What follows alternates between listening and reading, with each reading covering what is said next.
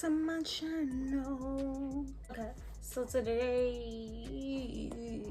even though I'm so freaking sleepy because I've been up since 6 in the morning. So today's video is the do's and don'ts of car buying. This is basically going to be car buying tips that I learned. So, okay. As you all will know, a lot of y'all probably don't know, but if you follow me on Snapchat, which you should, Snapchat Danny Pink, I recently got a car Saturday, so it's only been like 4 days. So I only had a car for 4 days now, and I'm not gonna show what car I got until I do my car tour. That's my next video. So yeah, I just decided I need to do a freaking video on this so people can know what to do and what not to do, because this was a long process for me. Like, I've been looking for cars for months now, like months. Tip number one would be have a budget. Make a set budget. At first I did, but my car kind of expensive. I mean, yeah, it's expensive. But try to have a budget on knowing exactly how much you want your car to cost.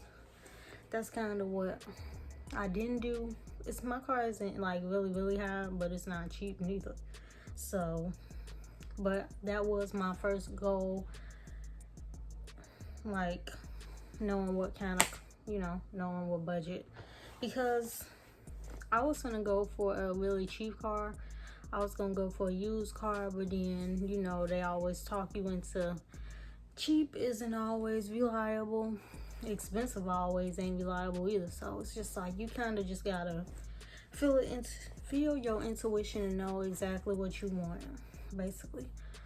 My tip number two, because I'm kind of going off the top of my head, I should have wrote it down, but tip number two is to do your research. So when you're trying to get a car, you gotta know, like, at first I really was not a car person. I didn't know any cars. I didn't know, like, oh, that's a Mustang, that's a Kia Sportage, that's definitely a 2020 Kia Sportage, that's definitely a 05 Malibu, like this, that. But the more I researched cars and what I was, and trying to see what I did and didn't like, that's what made me start knowing cars a lot more. Because I don't know everything about a car yet, but it was like doing my research on it, blah, blah, blah. So I did research almost all the cars that I was looking at, and I mean, I obviously didn't end up with any of those cars, because the car that I got now is not the car that I thought I was gonna end up getting, but I'm still happy. So tip number three would be to save your money. Save all your money. I mean, not all of it. Basically, just budget your money. Say I make $1,000 check. I took the 1,000 and I put it up, and I didn't touch it. I mean, for me, it's easier to take money off my card and put it in cash. So that's a really good step. If you have a hard time saving money, start taking your money off of your credit card. That's gonna help you. If you need to put it in a shoebox, put it in a shoebox, or put it in a piggy bank or a jar. But take your money off your card if you have trouble saving, because that's was a part of my problem. If you really want something, them shoes ain't gonna be worth, them shoes gonna be worth missing out on. That party gonna be worth missing out on. So make sure that you save. My next tip would be, okay, if you can get a co-signer, you should definitely get a co-signer, because sometimes having two people with bad credit, which a lot of people may not know, sometimes having two people with bad credit can help you, rather than just having, just yourself with bad credit, if you have bad credit. But if you do have good credit, you pretty much kind of set. But for those of us who do have bad credit, try to get a co-signer. But if you can't, keep saving your money, because the more you put down, the better. Even though that's only gonna decrease your car note like $20. You think putting down, I mean, it's still good to put down a whole lot, but you think putting that much down, it's gonna make your car note jump down a lot. It's not. I mean, that's what they kind of trick you into thinking that it is, but no, it's only gonna decrease, I think, like $20. Not a whole lot. It's not gonna. But then again, it still depends on how much your car costs. So yeah, because that's just how it is, you know. Another thing to do is to build your credit. Thing to do is to get a secured credit card. A secured credit card is a card that you pay off every single month. Meaning, however much you spend on that, you gotta pay that off. So I have one secured card right now. So let's say my credit limit is like $200 on that card. I spend $20 on chicken, $20 on gas, $10 on candy. I would have to pay that off. So did I just say 20, 40? Yeah, I would have to pay all that off. So whatever you get with that secured card, you're gonna have to pay that off every month to help like start showing these credit people that you are building your credit. So yeah, that's basically it. The secured card is builds credit basically. I'm not an expert at all the credit card stuff, but yeah, get a secured credit card. Make sure that's secured. It'll have like the APR rate, all that. My secured card, this cat, Alex.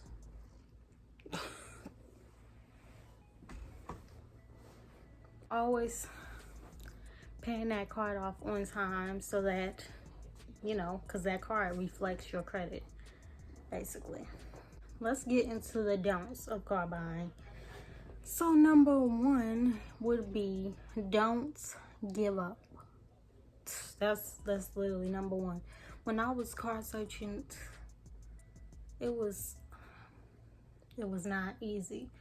I would look at a car, like the car, call the dealership, try and learn everything about it, and then they would end up telling me, you got to put $3,000 down on this 10-year-old car. And I'm like, what? Why? Like, but that's like what I would be having to go through. $2,000 down on the 10-year-old car. It was a lot that made me just be like, a lot of times I would be really frustrated, and I would just want to give up. But I'm so glad I didn't give up, because this is like one of the best feelings ever, you know. So yeah, make sure that you do not give up. Another thing would be is don't listen to everybody. A lot of people told me, oh yeah, you should get a used car for your first car. You shouldn't get this type of car. You should get that type of car, blah, blah, blah, blah, blah. You cannot listen to everybody, because you just gotta, it's your life, basically. You can listen to some people to a certain degree, but it's not their lives. Do what you want to do. Don't listen to everybody's car influences, because that stuff will start getting in your head, and then you'll just start doubting yourself. And that's what was happening with me. I was just like, dang, well, maybe I shouldn't get this. Maybe I shouldn't get that. And I'm kind of glad I just went with my gut and listened to myself at the end of the day. Another don't would be, don't let all these car dealerships run your credit. That's one thing that I learned the hard way. I had my credit ran a lot of times, and every time they run your credit goes down. So make sure you know exactly what car you want before you let them even see if you can get it, because that's one thing that I did not do. I was just letting them run my credit nonstop, and then it got to a certain point where I'm like, dang, am I even gonna be able to get a car? Because certain places will be like, you had your credit ran too much, no, we're not even gonna let you get a car. So I was like, oh my gosh. And then a lot of them, they was like, you gotta come in with this amount of money in order for us to even wanna accept you, because we don't trust you. We ain't seen you do nothing with your credit. So I was like, I tried to get a Sonata, I tried to get a Nissan, I tried to get a Kia Soul, I tried to get, what else did I try and get? I tried for the Civic that I wanted. I had my credit ran too much, like it was kind of bad. So do not everybody run your credit. That's what I learned the hard way. Another thing would be is, if you get that intuition that the dealer that you're dealing with isn't, you get an intuition that the car salesman that you're dealing with isn't like right, they don't feel right, do not go with them. Do not. Because I had a car salesman. When I first met him, he seemed like real nice and cool, blah blah. But then when I tried to negotiate how much I wanted to put down to a lower price, this dude was like, he got like an attitude about it. He was like, oh, I thought you said you was gonna, he didn't say it like that, but he said it like, you can tell when somebody's energy just shifts. He was like, I told you to put, no, he was like, I thought you was gonna come back with the 2000. That's how y'all made it seem, and blah blah this and blah blah. And I'm like, he was just like, he just seemed off. So I was just like, I don't want to get a car from you. I only dealt with about maybe 3 good car salesmen. The last one I dealt with, he was like perfect. Because I had car dealerships, they hung up on me. They would have an attitude. They would think they could just walk all over you. They wouldn't call me back and tell me nothing. Like, it was just so annoying. But in the end, I was like, I finally found the right car salesman. Another thing that I learned is, don't stress too much. When you want something so bad, sometimes you just push it further away. And that's kind of what I was doing with my car. Like, I was searching so much and I wanted it so bad, and I had my heart set on another car so much to the point where I feel like, I mean, in the end, I really didn't end up trying to get that car, but don't want a car so much to the point where you push it further and further away. I feel like that's what I was doing, especially because I said I was trying to manifest it. So I was just pushing it further and further away. I was seeing the signs that it was coming, but it was like I was still pushing it further and further away. So that's another thing that I learned. Another thing is, trust the process. I mean, that's basically like the last thing. Learned was, when you trust the process, you're literally just letting go and letting God handle it. This time, I'm not even finna have my heart set on one thing, because normally I would just have my heart set on that one certain car, and then if I didn't get that certain car, I would just be like disappointed again, because the car buying process for me was very disappointing at the start, but now I'm like, it was finally freaking worth it. But yeah, another thing that I learned would be, I was just gonna say it. Make sure that when you do get a car, that you're grateful for it, because this car that I have now, I never thought I would have this car. Like, I knew that I was gonna get a car, but I was so focused on this one certain car that I wanted so bad, but I ended up getting the opposite of what I really wanted. You can still get what you really want, but sometimes you don't always have to get it right then and there. Like, I was so set on getting this certain car for my first car, but then eventually I got to a point where I was just like, you know what, I'm gonna be grateful for any car at this point, because I'm tired of these Ubers. I'm tired of certain people and they car crap. So I had got to a certain point where I was just like, I'll take anything, you know. And sometimes when you underestimate yourself and you underestimate faith in God, he will blow your mind. So let me just tell you, I was sitting there waiting to, you know, see if I could get the car. The man, he like wasn't really saying nothing, so I'm like, did I get approved? Didn't I get approved? Blah blah. So I did get a co-signer, and then after that, he basically drove up in this little blue car, and I'm like, wait, he got that for me? And I'm like, he was like, come on y'all, come outside.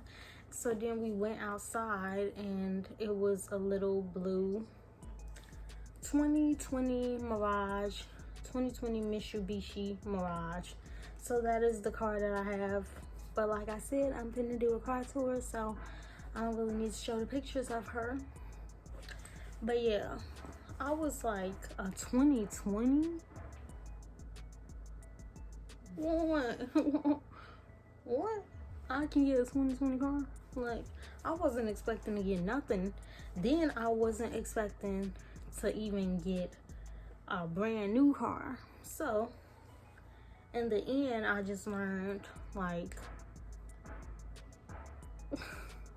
when you finally let go, that's when it's gonna come to you. And that's what I learned. And everybody would always say that, but I would be like, no, I have to get this certain car, the car that I wanted more.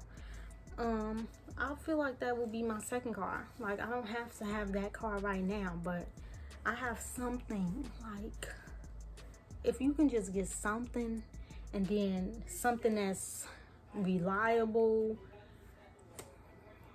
something that's still the color that you wanted, something that's probably not exactly what you wanted, just be grateful for that, because you could still be catching a bus, catching a train, taking Ubers, depressed about it, all this and that. So I was like, this is the car. I'm gonna do it. Like, simple as that. And the car that I have now, yeah, it has everything that I wanted for the other car that I thought I was gonna get. It had the backup camera. It's the color blue. It has the aux cord, Bluetooth, touchscreen radio stuff, and it's a brand new car. It had no miles on it, and I'm like,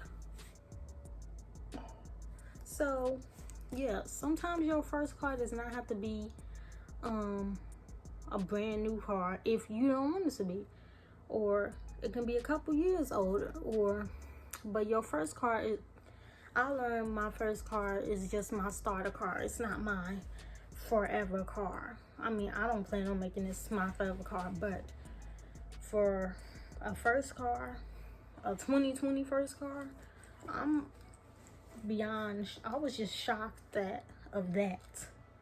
So that's literally what I learned. Sometimes you don't get what you want, but you get what you need. So you could still be having nothing. So that's why I'm like, you know what? I am gonna be grateful for my little blue 2020 Mirage, because I just had nothing. Like, and then look, I'm blessed with a freaking 2020 on top of it. Like, You know, this is my starter car, my first little baby. She don't gotta be my for life car, but she's gonna get me from point A to point B, help me drive better, everything. And make sure that you are grateful for whatever car you can get, because it does not have to be your forever car. This is just your start. Like, this is the start of something new, the start of something good, you know. And that feeling of just finally getting to my biggest accomplishment this year, it feels so freaking good.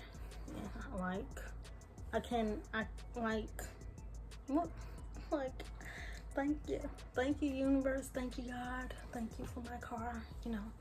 And you gotta be, you know, just grateful for that, because some people still ain't got nothing and you do. So whatever you can end up getting, just make sure that you're grateful for that.